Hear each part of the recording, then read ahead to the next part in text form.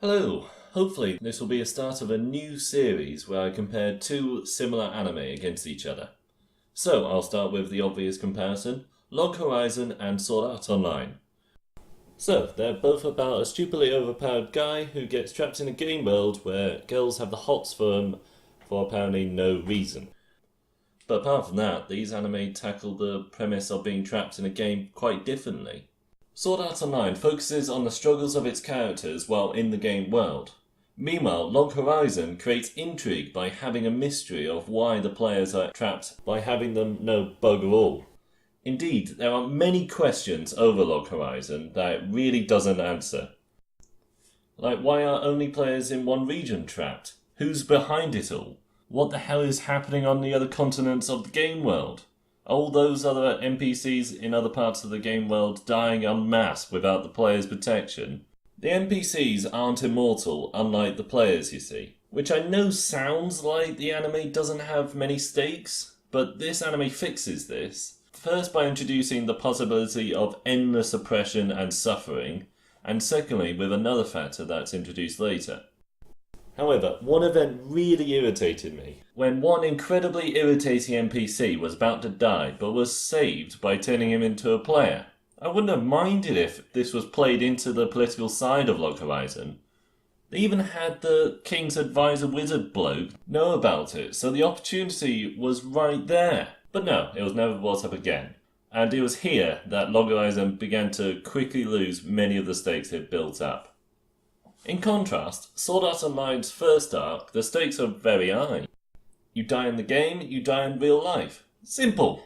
Therefore, I'd definitely say that this first arc is the strongest. The second arc is where they take all those accomplishments, lift up their arse, and make the shitstorm that is Alpha Online, where the stakes are almost completely gone, where the new love interest is Kirito's fucking sister, where the antagonist is an irritating pervy asshole, and worst off, Asuna becomes a damsel in distress needing to be rescued by Kirito. She even almost gets tentacle raped. I wish I was making that up. I guess that's why in the third arc she's mostly absent, hoping everyone would forget Alpha Online. This arc, Gun Girl Online, focuses on Kirito and a new character who's suffering from PTSD. She's quite well rounded, and no doubt has more character development than many of the other characters thus far. So Kirito gets sent in to find a serial killer before he kills anyone else, which certainly goes well.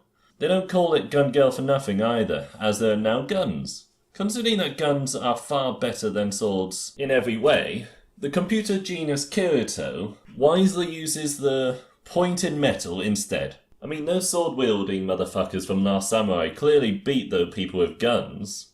But I suppose Kirito couldn't resist the glow of a lightsaber, like a moth to a bug zapper. But there is some actual weight in this arc, unlike the next one, very short, but nonetheless pretty shit arc. I'm not going to waste my time on it, but at least Klein gets some sodding screen time. In the final arc, it's Kirito's turn to take a back seat, and time for Asuna to rebuild her character. They do this by introducing another character who rivals Kirito for strongest player, but also needing Asuna's help. This arc focuses less on conflicts and more on characters. But it's interesting because they actually improved on the fighting style.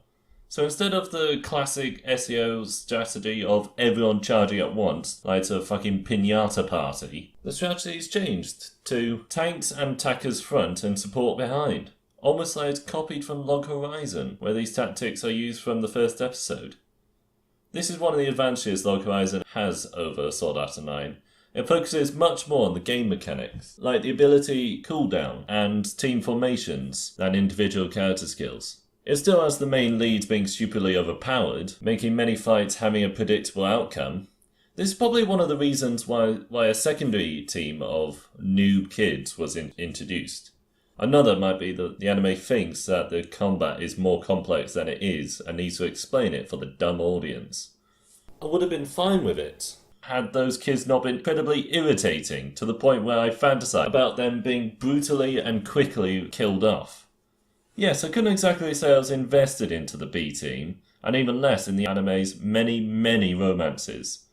It seems like every character must have at least one love interest, but not allowed to say that they're in an actual relationship. I count at least 3 love triangles and one bloke with around 50 girls around him. Then after a while, realisation hit me like a brick to the face. Log Horizon is just a platform for as much fan service as possible. I get that the focus was on the characters building a life in the game, but I wasn't into the anime for the prisoners coming to terms with their inability to escape and making their never-ending life as comfortable as possible. I was into it for the mystery, fight scenes, and most importantly, the political intrigue and diplomacy between nations. But as the anime kept slowly increasing the fan service, it just overshadowed everything else, to the point where an assumed promise of an airborne assault from a neighbouring country couldn't stop me from giving up. Perhaps if they cut out all the fan service, and especially the kids team, I could probably recommend, otherwise not. And I know Sword Art Online has fan service as well, but this is the exception rather than the rule. To sum up, I would say that Sword Art Online was merely okay, which is no doubt why so many people hate it. Its enormous popularity has probably overshadowed great anime, and potentially putting newcomers off this medium, as they might assume that SAO was amongst the best that anime had to offer, which it most certainly isn't. At the same time, I can see why so many people would defend it as well, as the anime does explore many themes while also having the premise of a virtual game world. But as I said, it's merely okay, and I would recommend it for anyone really struggling to find an anime to watch. That concludes the very first anime comparison. See you next time.